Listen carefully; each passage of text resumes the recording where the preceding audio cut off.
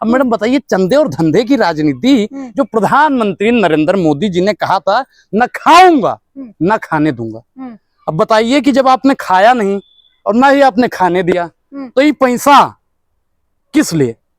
Mushroom खाने के लिए। मैडम एक चीज बताएं, आपका दिल तो शायद जीत लिया है मोदी जी ने, तभी आप इतना खुश मिजाज हैं। आप जनता नहीं है, आप मंगल ग्रह से आई हैं। आप मंगल ग्रह से आई हैं। आप मंगल ग्रह से आई हैं। हम धरती के रहने वाले हैं, धरती पे रहते। तो फिर आप धरती पे भारत में ही रहते हो। आपका दिल मोदी जी ने भी नहीं जीता। दुनिया में आए हो तो कुछ काम कीजिए और चंदों के पैसों से मशरूम खा के जलपान कीजिए।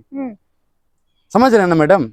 बच के रहिए मैडम, नहीं तो आपके घर पे भी ईडी और सीबीआई का छापा कभी। देखिए मैडम, इलेक्टोरल बोर्ड पर अगर बात की जाए तो मोदी जी इस देश के सबसे भ्रष्ट, सबसे बेईमान और सबसे ज्यादा चंदा खाऊ मोदी बने हैं। क्यों? इस देश के चंदा मिल गया इसलिए?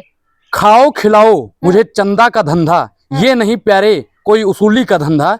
इसमें छिपा है भाजपा का फलसफा, चंदे में धंधा, चंदे में धंधा, चंदे में धंधा, चंदे में धंधा। अब मैडम बताइए, चंदे और धंधे की राजनीति जो प्रधानमंत्री नरेंद्र मोदी जी ने कहा था, न खाऊंगा न खाने दूंगा।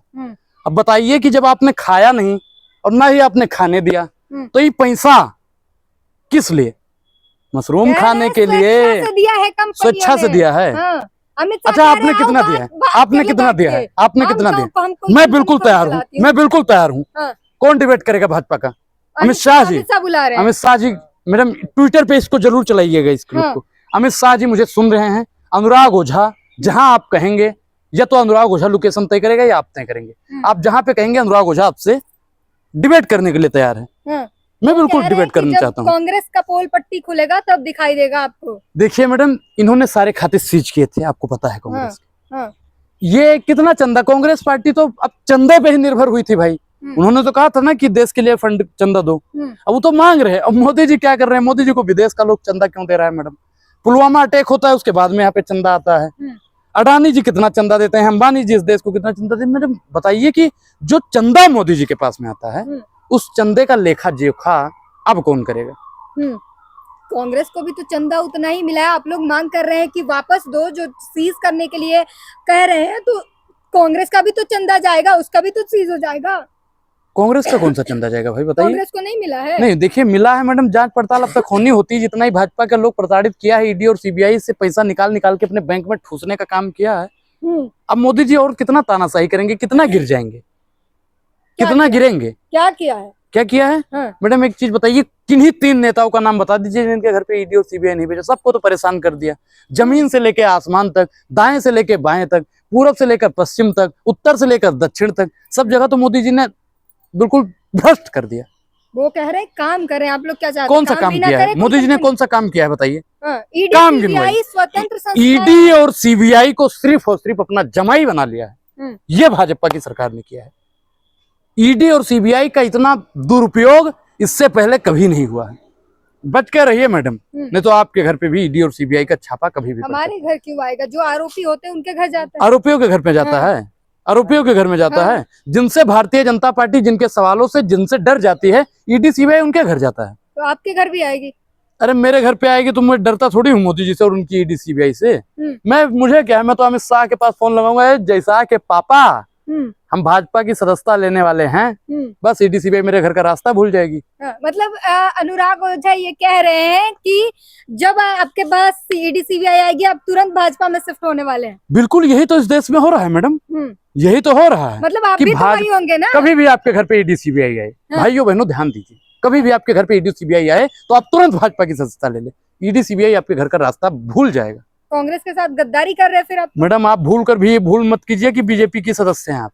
भूल कर भी भूल मत कीजिएगा। आप कांग्रेस के साथ गद्दारी कर रहे हैं। नहीं, देखिए एक चीज बताएं, कांग्रेस के कई नेता चले गए हैं, वो बात अलग है। मैं मुद्दों से आपको नहीं भटकाना चाहता हूं। मैं तो ईडी और सीबीआई पे आपका ध्यान टिकाए रहना चाहता हूं, क्योंकि ईडी और सीबीआई हमेशा दुरुपयोग करती है। जैसे आप बीजेपी में ज्वाइन करते हैं, ईडी सीबीआई किसी के घर जाती है, आप बताइए उनका अजित दादा का नाम लिया जाए, हेमंत विश्व शर्मा का नाम लिया जाए, जितने भी हैं इनके। और मैडम एक बात को लेकर बहुत चिंतित रहता हूँ आजकल। क्या हो गया? हुआ यह है कि मैं सोचता रहता हूं कि जितना भी भाजपा के आज मंत्री विधायक सांसद बन के बैठे हैं, वो किसी दिन रातों रात पलट गए तो मोदी जी का क्या होगा? मोदी जी कहते हैं कांग्रेस मुक्त बना देंगे, मैं सोच रहा हूँ भाजपा मुक्ति रातों रात उसी दिन हो जाएगा, क्योंकि जितना भी मंत्री विधायक सांसद पार्षद बैठा है सब बीजेपी में जो बैठा है वो सब कांग्रेसी है। आप लोग इलेक्टोरल बॉन्ड में उलझे हुए हैं, भाजपा जो है वो तैयारी कर रही है। देखिए मैडम, चुनाव की उनकी रणनीति तैयार हो चुके हैं। किसी ने एक लाइन लिखा था कि उलझ मत दिल बहारों में, बहारों का भरोसा क्या, किनारे टूट जाते हैं किनारों का भरोसा क्या।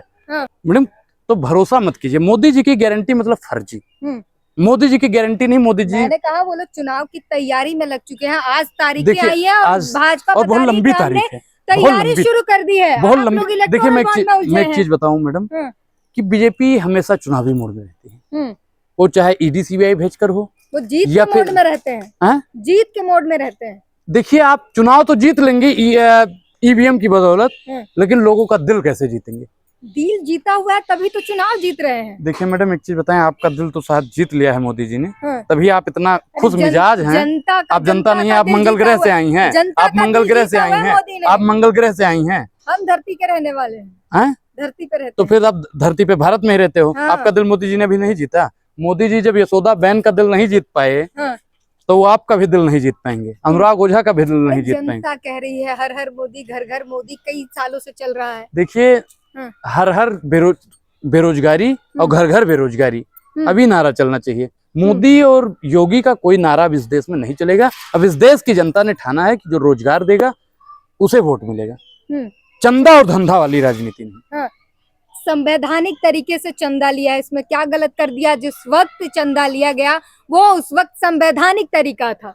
दुनिया में आए हो तो कुछ काम कीजिए और चंदों के पैसों से मशरूम खा के जलपान कीजिए। समझ रहे हैं ना मैडम? समझाइए, विस्तार से समझाइए।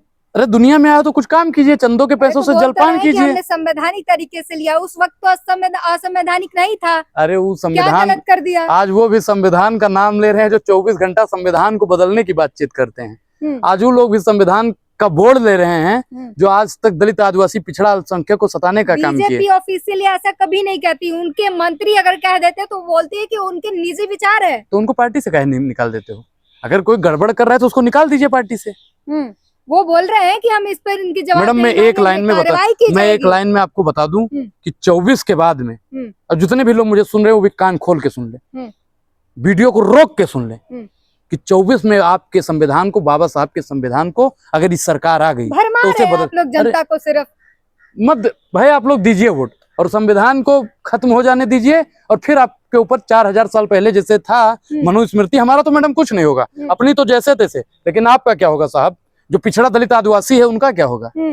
आपकी इच्छा है, आपकी इच्छा है भाई, जिसको मर्जी वोट दीजिए। अब अनुराग ओझा नहीं समझाएगा आपको, आप जिसको मर्जी वोट दीजिए। आदिवासी को अब नागरिकता दी जा रही है। मैं क्या कह रहा हूँ मैडम, आप सीए लाइए, एनआरसी लाइए, जो मर्जी लाइए, आप सब कुछ लाइए, हमको कोई दिक्कत नहीं है, लेकिन संविधान को ही बदल देंगे, इस बात से मुझे दिक्कत है। और संविधान का विरोध करने वाले का अनुराग ओझा आजीवन विरोध करता था, करता है और करता रहेगा।